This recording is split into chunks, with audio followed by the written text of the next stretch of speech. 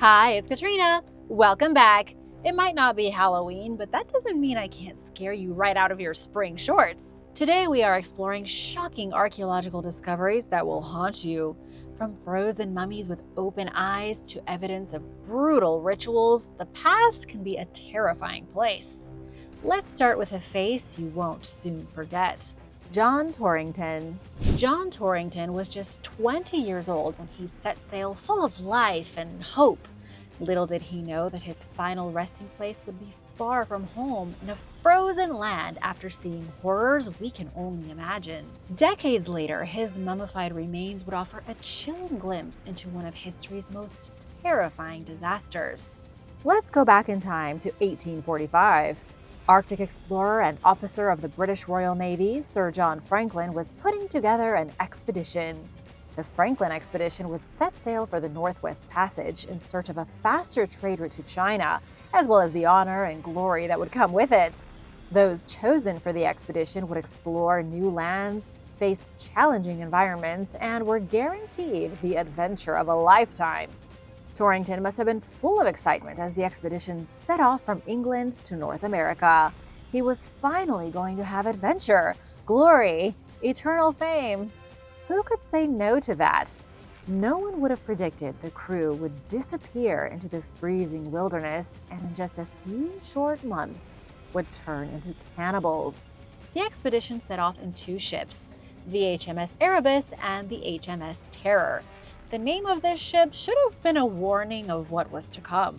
The trip was expected to last for about 3 years, so the ships were loaded with goods. They had the essentials like a library with over 1,000 books. Then, of course, they brought over 8,000 cans of soups and vegetables, 32,000 pounds of dried meat, over 1,000 pounds of raisins, and 580 gallons of pickles. But even with Franklin's experience and all of these provisions, after just a few months, everything fell apart, and no one ever heard from the crew again. The last time anyone saw the Erebus and the Terror was in July 1845. After that, nada. The ships and the men were gone. Everything we know about what happened was pieced together over the next 150 years from expeditions, explorers, scientists, and local indigenous groups. What we found out was that nothing could have saved the men from lead poisoning or the horror of dying slowly in a frozen wasteland while their ship got smothered to death by ice. In the 1850s, Inuit hunters started telling British explorers about some pale guys dying in the snow and eating each other. The tale made it back to England, where all the Victorian-era people clutched their pearls and gasped in horror. They didn't believe proper English gentlemen could be reduced to cannibalism. That was for savages. Clearly, they had never been stuck on a deserted island with no food. Not until you're starving and desperate do you realize how far you'll go to survive. By 1854, explorers found bones with knife marks and cracked femurs in the Arctic, proving Franklin's starving crew had opened up their former pals trying to get to the marrow. Scottish explorer John Rae met Inuit hunters that had items that had once belonged to the crew, and they told him there were piles of human bones in the area. Others reported seeing bones and bodies on Beechey Island and King William Island. It wasn't until the 1980s that Canadian anthropologist Owen Beattie decided to go investigate the final resting place of the doomed crew. He discovered a perfectly preserved sailor in a shallow grave, a frozen mummy staring back from the past, a silent testament to unimaginable suffering. It was John Torington. He was discovered with other crewmen that had succumbed to the icy hell. They had become mummies, perfectly preserved for more than 140 years in the ice, almost in the same condition they were in when they were laid to rest in the ground. The frozen bodies helped researchers confirm that the terrifying stories told over the years were true. The crew had suffered from starvation, disease, lead poisoning, and had even turned to cannibalism. It's now known that the ships were trapped in the ice for 18 months before the surviving crew abandoned the vessels and tried to walk back to civilization. They made it about as far as Beechey Island before succumbing to the brutal Arctic conditions. Poor John Torington doesn't look so good, even if he was almost perfectly preserved. He looks terrifying. He was 5 feet 4 inches and weighed 88 pounds at his time of death. Since he was one of the earliest to die of tuberculosis or pneumonia, he was buried in a coffin, and someone had nailed a handwritten note saying who he was and that he was just 20 years old when he died on January 1st, 1846. Thanks to 5 feet of Arctic permafrost, he looked like he'd just taken a really intense nap. His milky blue eyes were still open. His hair was flowing. His creepy Victorian fashion was on point. Wrapped in linen, buried on a bed of wood chips, and clearly mourned by crewmates who gave him a surprisingly respectful burial, Torington became the poster boy of the Lost Franklin expedition. An autopsy revealed no trauma and no wounds, just extreme malnutrition, pneumonia, and toxic levels of lead. John remains a testament of human endurance to this day, but man, this face is hard to look at. He was accompanied by 2 other men who were buried next to him, John Hartnell and William Brain. They had also most likely died from exposure and lead poisoning. But where did that come from? What's up with the lead poisoning? It turns out that many of the crew members had toxic levels of lead from all of their canned food. Something had happened at the factory before the ship set sail, and a lot of the food was contaminated. These famous photos of Torington, Hartnell, and Brain were all taken by Brian Spenceley, who was part of the exhumation team. He was also the great-great-nephew of crewman John Hartnell. Brian got to look directly into the eyes of his long-lost relative who died on one of the most tragic and sad expeditions in history, but he was still perfectly preserved. That's kind of cool, but kind of scary, right? Would you feel comfortable doing that? Alien rings of horror. Okay, since I know you're thoroughly chilled to the bone after that, let's go somewhere warmer. Australia. People have been freaking out thanks to some ancient cursed rings carved into the hills. Everything is just normal grassy fields when suddenly, bam! Giant, perfectly circular rings materialize like colossal crop circles that decided to swap Wiltshire for Down Under.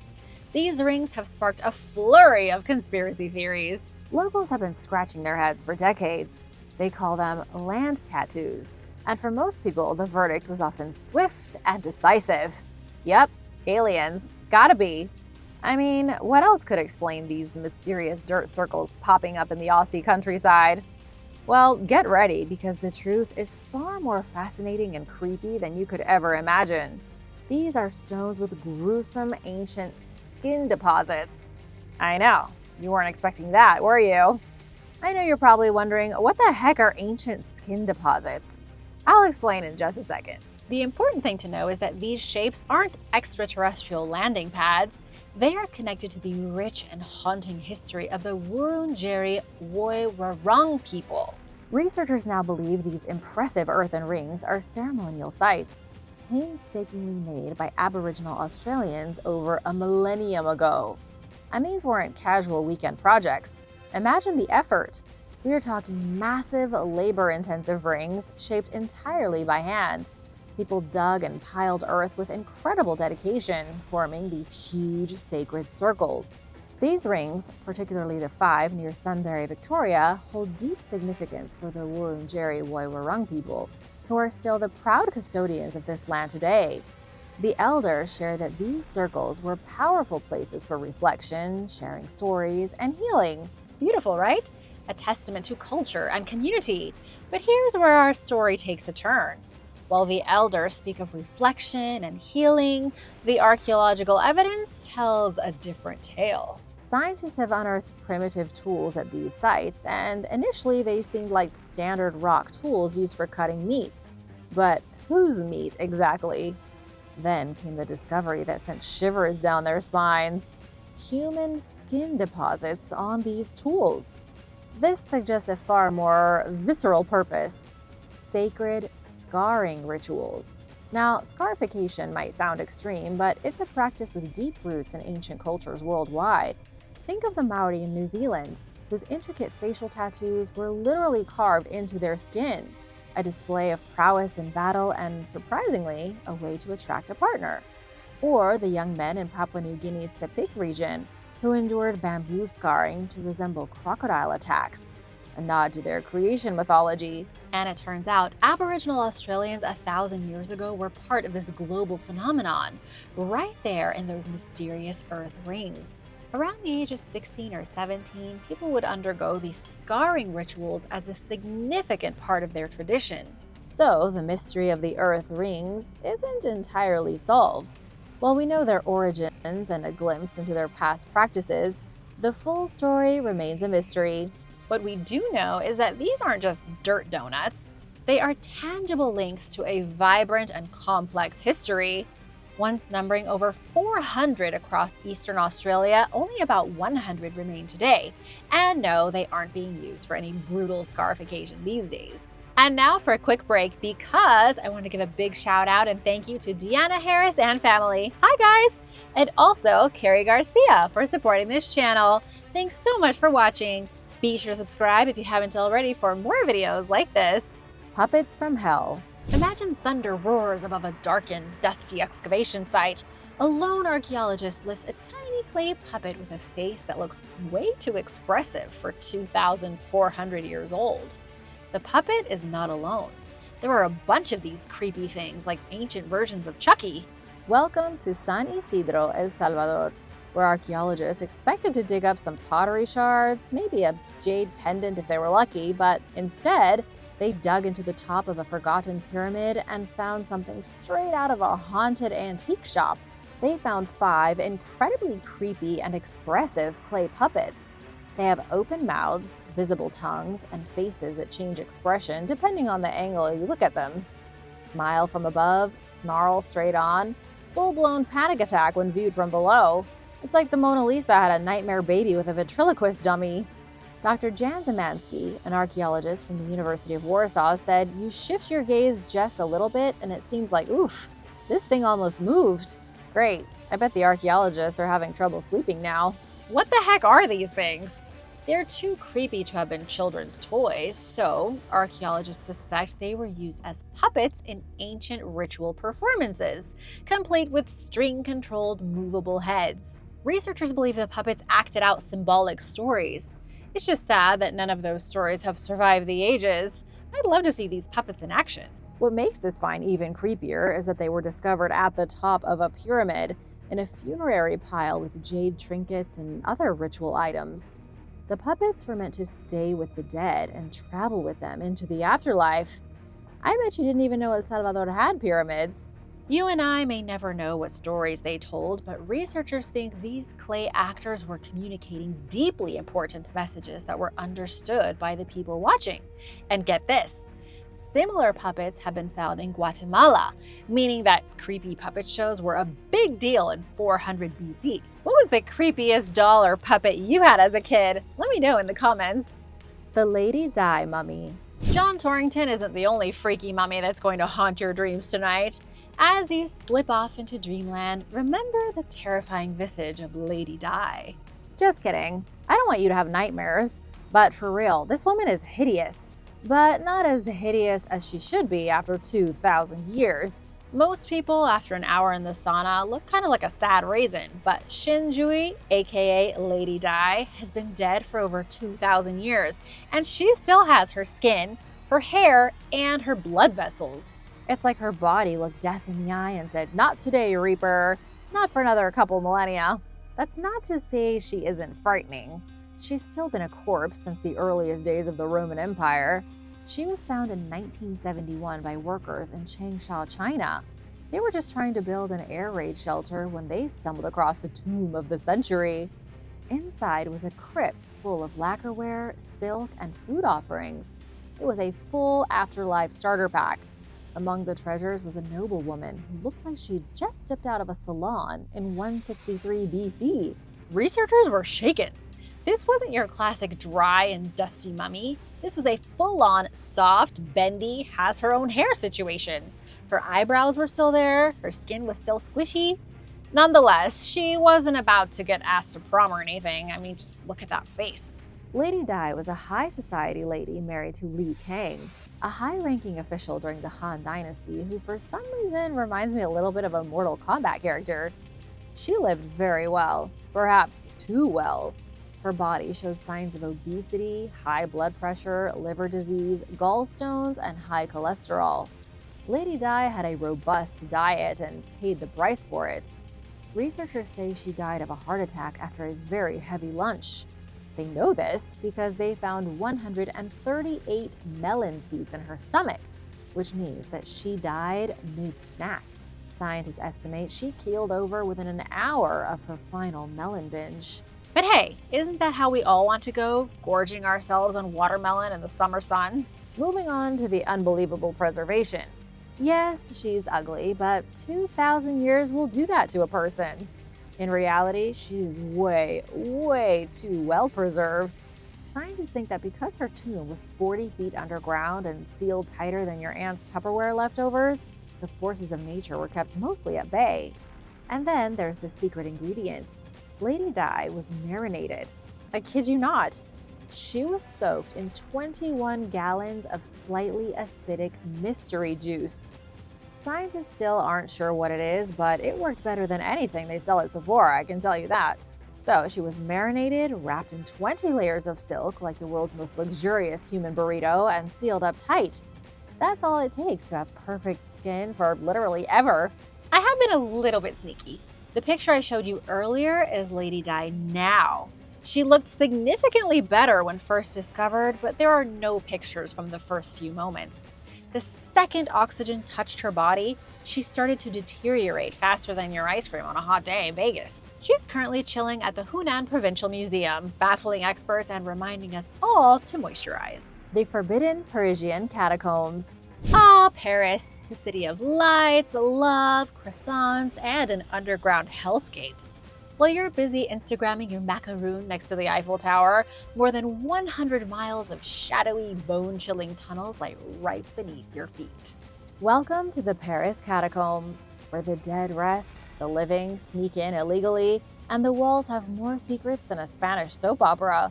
The place is also home to 6 million skeletons, so watch you don't accidentally stick your finger in someone's eye hole. The catacombs stretch like twisted spaghetti noodles from Montparnasse to Port d'Orléans and beyond. Originally dug out to mine limestone for those fancy buildings up top, the tunnels have since evolved into a freaky museum, rave venue, and unofficial goth playground. And who goes down there? A secret society of thrill seekers known as cataphiles.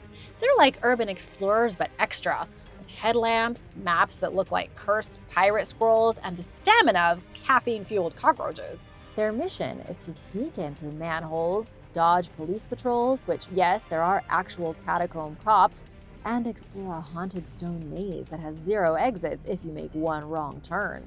Amazingly, for a place filled with millions of bones, there has only ever been one official death in the catacombs. Philibert Aspert, an 18th century gatekeeper, heard rumors of a secret liquor stash under a convent. He went looking for it in the catacombs, taking with him a single candle for light.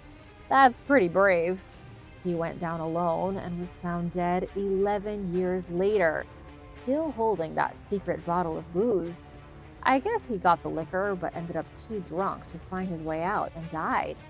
Philibert is now the ghost mascot of the catacombs, and cataphiles whisper his name with a mix of reverence and, bro, that could totally be me. Once inside the catacombs, things get weirdly creative. Cataphiles have carved gargoyles, built scale castles, painted murals, and even hosted secret concerts and dinner parties down there. There's also a German World War II bunker, a sculpture garden, and allegedly underground movie screenings. But don't think you can just descend into the tunnels by yourself and photograph all the creepy stuff. Some tunnels fill with thigh-deep water. Others are so narrow you need to be child-sized or boneless to pass through. Cell service? Not a chance. And if you're caught by the catacomb police, say goodbye to France forever. Best case scenario is you get a spooky story. Worst case scenario is you star in a found footage horror film. Would you become a cataphile to explore the creepiest underground crypt in the whole of Europe? The dinosaur of dinosaur nightmares. There was once a dinosaur so big that it was the nightmare of other dinosaurs. This thing was so terrifying that the T-Rex would wake up screaming in the night, dreading a confrontation with one. This monster among monsters lived 90 million years ago, actually long before the T-Rex roamed the late Cretaceous landscape. It actually ate the T-Rex's ancestors as snacks because it was 5 times bigger than them. The dinosaur has a name that looks like someone fell asleep on a keyboard. It's called Uluchbegosaurus uzbekistanensis. Go ahead, you try it out. Let's just call him Big U. He was 26 feet long, weighed 2,200 pounds, and ate smaller carnivores for brunch. He made the tyrannosaurs of his time look like nervous iguanas. And in case you were wondering, yes, he did have tiny, useless arms. But who needs arms when you have teeth like samurai swords? The fossils that confirmed Big U's existence had been chilling in a Moscow museum since the collapse of the Soviet Union. They were stored in a dusty back room until along came paleontologist Kohei Tanaka, who looked at the bone fragments and said, "Hey, this is something special." With help from researchers in Canada and Uzbekistan, the bones got their long overdue new species sticker slapped on in 2021, proving once again that scientists are the real treasure hunters.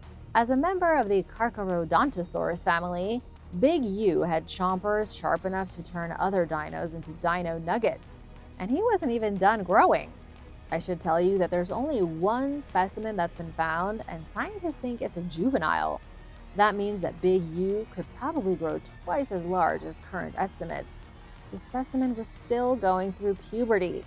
Now here's where it gets embarrassing for Team T-Rex. The tyrannosaurs living at the same time as Big U weren't the swole 40-foot meat machines you know today. They were tiny. One known species, Timurlengia, weighed about 375 pounds. That's roughly the size of a harbor seal or a large vending machine. Either way, not apex predator material. Big U was twice as long and 5 times heavier. Imagine showing up to a UFC fight and realizing your opponent is a semi-truck with shark teeth that screams. If U was so terrifying, what happened to him? No one knows. It became extinct about 90 million years ago. And once these oversized murder lizards checked out, tyrannosaurs had the room to grow up. The T-Rex may have never been able to grow so big if Big U hadn't gone extinct and stopped eating its relatives. An ancient massacre. A prehistoric murder mystery is unfolding as we speak. Or rather, as I'm speaking right now and making this video. A group of Polish archaeologists stumbled upon a 3,000-year-old crime scene so intense it makes your average Netflix docuseries look like a lighthearted rom-com. Where was this diabolical site of terror found? At El Curaca in Peru. The team, led by Professor Joseph Zajkulski, found 24 people buried together. Men, women, and children tucked into circular communal graves and wrapped in textiles. At first glance, it just seems like an ordinary graveyard, but when archaeologists began to analyze the skeletons, they found something they all had in common. Each person suffered from traumatic injuries consistent with violent death. Joseph and his team stumbled upon the remains of a massacre. Somebody absolutely wiped out this village and killed everyone in town. Then, maybe through a guilty conscience or something, buried the victims in a mass grave. Experts believe the victims belonged to the Chuquibamba culture, aka the Aruni. They were a mysterious society that lived in Peru before the Inca Empire was even a twinkle in history's eye. The Chuquibamba traded, crafted, and weaved fancy funeral textiles. There is almost no evidence of them fighting anyone. That's what makes this massacre so unusual and so tragic. It wasn't a bad dinner party argument that killed these people. They were butchered. But what happened here? The team is using 3D modeling to analyze injury patterns and facial structures. They are also digitally reconstructing the faces of the people who lived and died 3 millennia ago, which is both cool and deeply unsettling. I suppose it depends on how you feel about being stared at by someone who was killed before the Iron Age started. Despite the research, the case is still cold. The face of Medusa. For centuries, it lay hidden beneath Italian soil, a silent terror waiting to be unearthed. Then the shovels struck. A mask emerged, ancient and unnerving. Against all odds, the excavators lived, but the true shock lay in the artifact itself. The petrifying gaze of Medusa, ripped from Greek myth and made terrifyingly real. This is the iconic snake-haired queen. But why so serious, Medusa? Who made this mask? Who wore it? And what was the point? According to archaeologists, it's a mask mold from 2,000 years ago. They found it in a building dubbed House 18. It's an ancient Roman structure in Sicily that was probably a mask-making workshop. The building dates to the late Roman Republic, predating Christ by up to 100 years. The mold shows a stern face surrounded by thick, wild hair. But wait a second. Upon closer inspection, you can see it isn't hair at all, but snakes. It is clearly Medusa's face. The look in her eyes says she's about to turn someone to stone. The discovery was led by Roberto Sciarrata as part of the Finziade project, which is involved in several excavations in Sicily. But who was Medusa anyway? Most people will say Medusa was one of 3 Gorgon sisters, which is true, but only part of the story. In Greek mythology, Medusa was cursed with snake hair and a gaze that could turn people to stone. But she started out as a beautiful priestess of Athena, goddess of war and wisdom. Athena cursed Medusa only after she was assaulted by the god Poseidon on the floor of the temple of Athena. Athena was angry that her temple was violated, but she blamed Medusa instead of her brother Poseidon, lord of the seas. Wow, talk about victim blaming. And then the hero Perseus came along and cut off Medusa's head. I'm starting to feel bad for the monster in this story. Poor Medusa didn't do anything wrong. In any case, the ancient Greeks used Medusa's face as a terrifying protective charm. Her face shows up on coins, shields, temples, and on masks. They thought she was so scary that she would ward off bad luck, evil, and malevolent spirits. The mold itself is known as a matrix, like a template, and was used as a negative impression to make duplicate masks. Someone 2,000 years ago was churning out Medusa masks like it was the Industrial Revolution, possibly for use in theater, ritual ceremonies, or for people who took Halloween a little too seriously. This mask mold is more than just a spooky face. It's a cultural mashup of religion, art, and theatrical flair. It takes us back in time to when ancient Rome was blurring the lines between gods, monsters, and summoning divine protection through the power of papier-mâché. Would you wear Medusa's face to ward off bad karma and crummy luck? Frankenstein's monster up for auction. If you came for creepy, you came to the right place. Brace yourselves, horror fans. I'm about to tear down everything you thought you knew about Frankenstein's monster. And yes, that includes the neck bolts, flat top head, and stompy boots. Turns out, before Boris Karloff scared the black and white out of everyone in 1931, Frankenstein's monster had a whole different look. He was more like a Greek god than a Halloween mascot. He had romantic curls and a wardrobe straight out of a toga party. The original monster looked less like he was resurrected in a lab and more like he just stepped out of a Fabio cover shoot. Okay, now get your checkbook out. An ultra-rare 1826 illustration of Frankenstein's monster is about to hit the auction block. It's giving us all our first ever glimpse at how early audiences imagined Mary Shelley's legendary monster. And let me tell you, it's a far cry from the stitched-up squarehead we all know and love. The image that's about to be sold comes from the play Frankenstein, performed at London's Royal Coburg Theatre, with actor Mr. O. Smith taking on the role of monster. He looked like a total heartthrob, not like a freakish mishmash of human anatomy. Just look at him. You might think the theater took some liberties with Mary Shelley's work, but she herself described him this way. If you've read the book, you'll know there were no neck bolts, square skulls, or other weird accessories. This image is more accurate to the source material than any green-skinned Halloween decoration you've got in your attic. So, the real Frankenstein's monster isn't even scary, but he is worth quite a bit of cash. This rare illustration is expected to fetch at least $2,000, but I'm thinking it'll go for more. How about you? The Vampire Child. Italy has too many monsters. This discovery is too spooky not to talk about. How do you think you would fare against a 10-year-old vampire? In the gorgeous Italian countryside, an archaeologist was digging up dirt, expecting to find pottery shards and maybe a Roman coin if the excavation gods were feeling generous. Instead, they uncovered the skeleton of a 10-year-old child with a stone in its mouth, buried in a creepy Roman-era cemetery for dead babies. Now this is the stuff that gives me the chills. Professor David Soren knew instantly that he had just found the body of a vampire. Welcome to the Cemetery of Children. It is even less cheerful than it sounds. The discovery was made at La Necropoli dei Bambini, which translates to Cemetery of Children.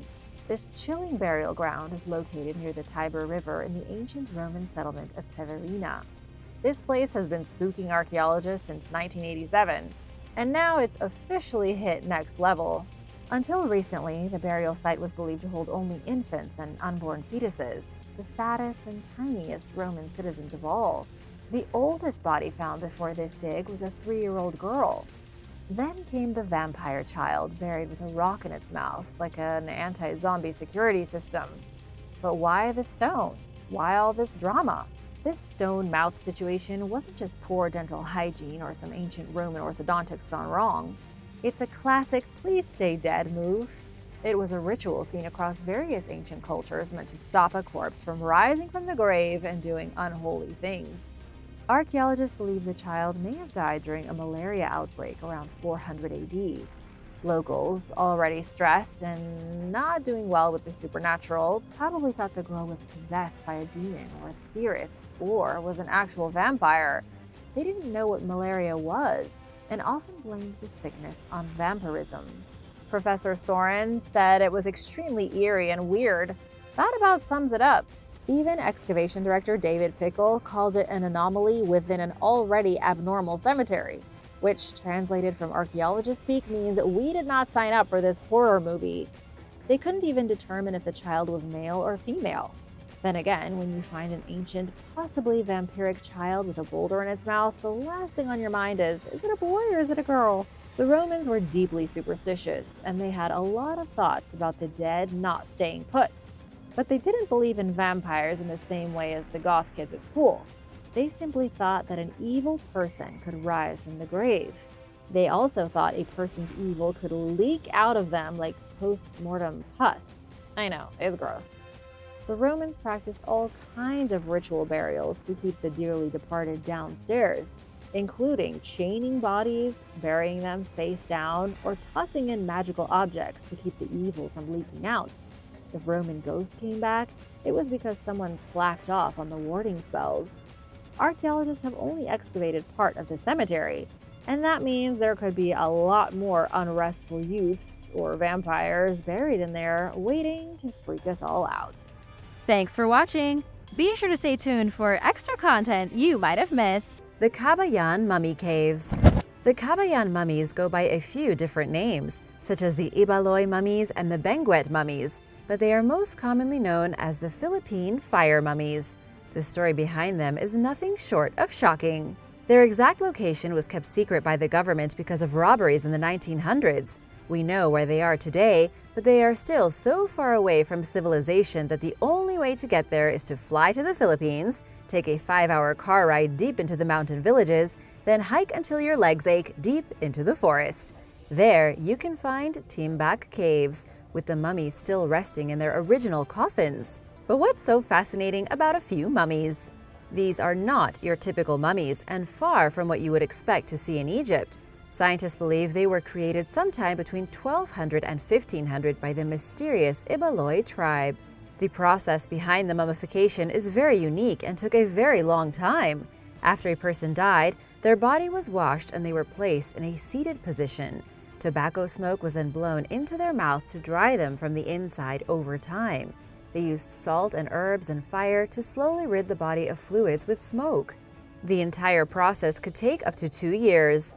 The bodies would then finally be placed in a wooden coffin and taken to the cave or placed in a special rock-cut niche.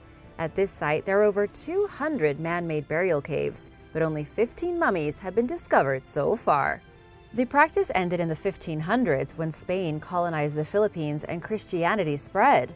Today, this is one of the most endangered sites in the world. It's also one of the hardest to get to, which might also help to preserve the site. Mysterious ancient Stargate. There is a place in Sri Lanka that is steeped in mystery. Known as Rajarata, or the Land of Kings, It is a complex that is now a UNESCO World Heritage Site, but there are rumors it could be a Stargate. Located in Anuradhapura, it's a mysterious place with hidden secrets. Many say the area is often visited by unidentified flying objects. Others claim there are paranormal happenings around the location that have never been explained. The ruins here were originally established back in 377 BC. The area is littered with ancient Buddhist temples and old stupas, and is very famous for its architecture. But one of the strangest parts of the archaeological site is a map known locally as Sakwala Chakraya, which translates roughly to universe cycle. The map is carved on the face of a rock and is said to be some kind of magical guide map that can unlock the secrets of the universe. The only issue is that archaeologists and historians don't understand how the map works, or even how to read it. Nobody does. Based on everything we know, the carving was probably made fairly recently in the 7th century AD. However, because the Buddhist monks in the area kept no written records, there is no explanation for what the map could possibly mean, or how it's supposed to be read. Some claim that the entire ancient city acts as some kind of a Stargate that can transport human beings to another plane of existence or another world. But of course, nobody can figure out how it works. Eerie remains in Pompei. Archaeologists working in Pompei uncovered more remains of 2 men who died in the volcanic eruption that decimated the city in the year 79. Judging by the positions of the bodies, they were probably trying to leave the area during a brief gap between the first explosion and the second. The first explosion was actually pretty mild. The volcano erupted and a small quantity of ash fell into the city. But as people tried to run, the second explosion came that engulfed and pulverized everything in its path. One of the skeletons discovered here has been identified as a male between the age of 18 and 25. Research on his skeleton showed that he had worked doing heavy labor most of his life. This second skeleton belonged to a man in his 30s or his 40s, dressed in better clothing. Traces of a warm woolen cloak were found beneath his neck. The suggestion is that the older man belonged to a higher class and the younger man may have been his slave. Their remains were even found in the hallway of a rather lavish villa. Researchers created a cast using the impressions the victims' bodies had made in the hardened ash. They died due to thermal shock, with their feet and hands clenched. Excavations at Pompei are still ongoing, with many interesting and eerie discoveries being unearthed, such as a victim's brain that turned to glass and a horse with his rider. Real UFOs. On October 19, 2017, a telescope on the island of Maui made one of the most shocking discoveries in space. It spotted a strange object flying through the sky. At first, the object was believed to be some kind of space rock in our solar system, coming from very far away. It was named Oumuamua, which means first scout from a distant place. It wasn't discovered until it was already heading out of our solar system after making its way around the sun. Scientists were able to deduce that the mysterious object had come from the direction of the star Vega. Nobody ever managed to snap a picture of the object. Astrophysicists had to estimate its size by looking at its brightness. They figured the object was about 1/4 mile across and 10 times bigger lengthwise. It basically looked like a rocky cigar or a submarine. Astronomers then concluded that the object was some type of space rock that had been flung into our solar system, made a bit of a turn, and then kept on going. But here's the deal. Everyone wants to know if this thing really was just a rock, or if it was a passing piece of alien technology taking a shortcut through our backyard. Sure, space objects can sometimes accelerate in strange ways because of evaporating gases from their surface. Was it a comet? It moved like one, but it didn't have the classic tail of one. And scientists detected absolutely no evaporating gases. According to the New York Times, some cosmic theorists claim that the object acted a bit more like a light sail, a type of material that propels itself with power from sunlight and starlight, which means the object was more of a vessel than a rock. As time goes by, Oumuamua gets more and more mysterious. What was this interstellar object? How was it accelerating? Was it a natural phenomenon? Alien technology? It is the first object ever seen flying into the solar system and back out again, and we still are no closer to knowing what it was. Lost Village. A lost village over 700 years old was recently found on the side of a highway in England. Exactly 4 buildings from back in the medieval days were found next to the shoulder of the M74 motorway.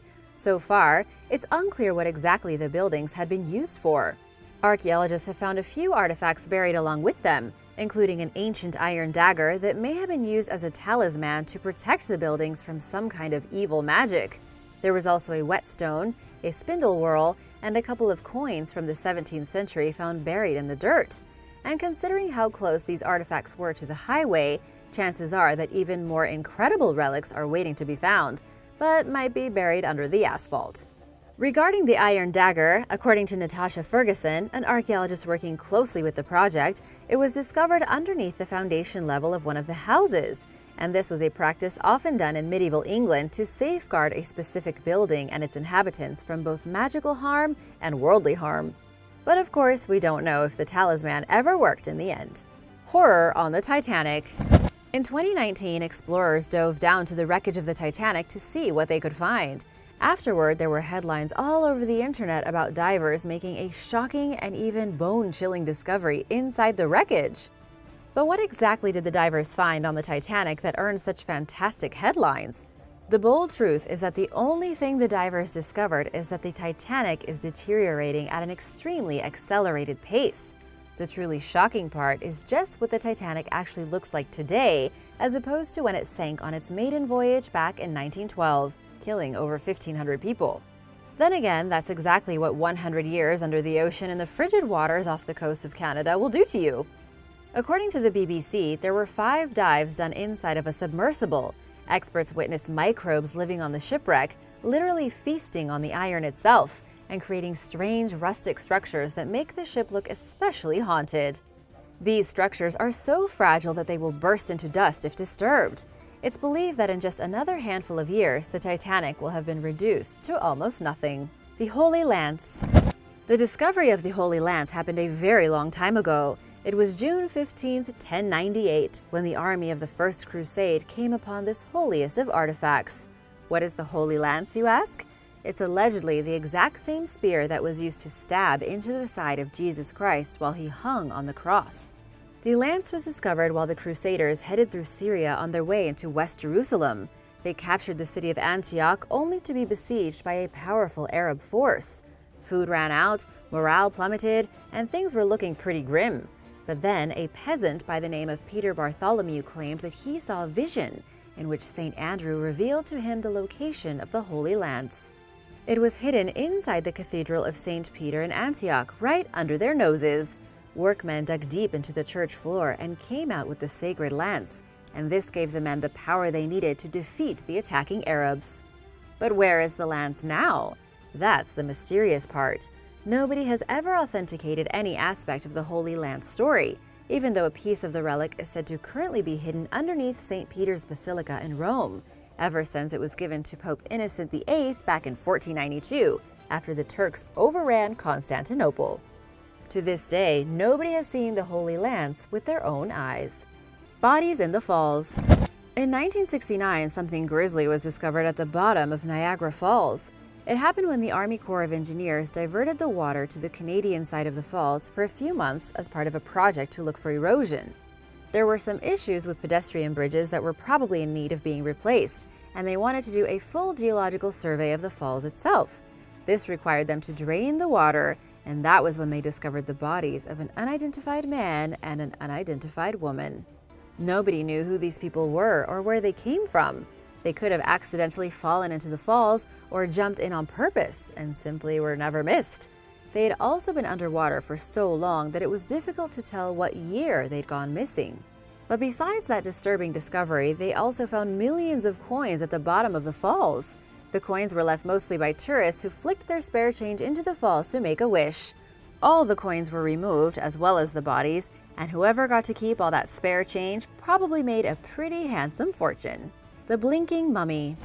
This mummy goes back to the 1920s, when Rosalia Lombardo died from pneumonia at the young age of 2.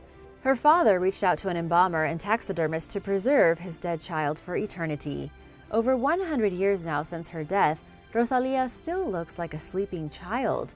She can be found today resting underneath a glass case in the Capuchin Catacombs of Palermo in Italy. But what's this about blinking?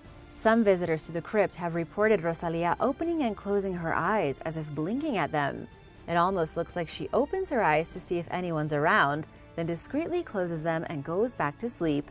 For years, nobody could understand what was going on.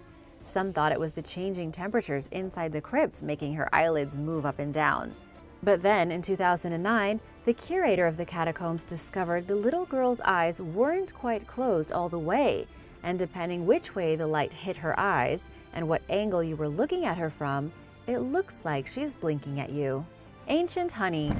In central Nigeria, archaeologists have discovered the earliest honey jars in all of Africa.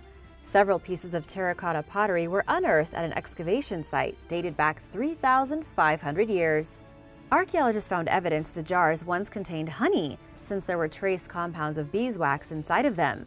This is really interesting because there hasn't been proof of ancient beekeeping anywhere in Africa until now. Historians were sure the ancient tribes had done some kind of beekeeping to produce consistent honey, the oldest sweetener in the world, but they hadn't known any details about it. We now know that these pottery jars were crafted from a very early civilization known as the Nok culture, who came into power in 1500 BC. The Nok lasted around 1,500 years and were famous for their terracotta statues, some of which are still around today. Unfortunately, nobody is exactly sure how honey was used by these ancient people.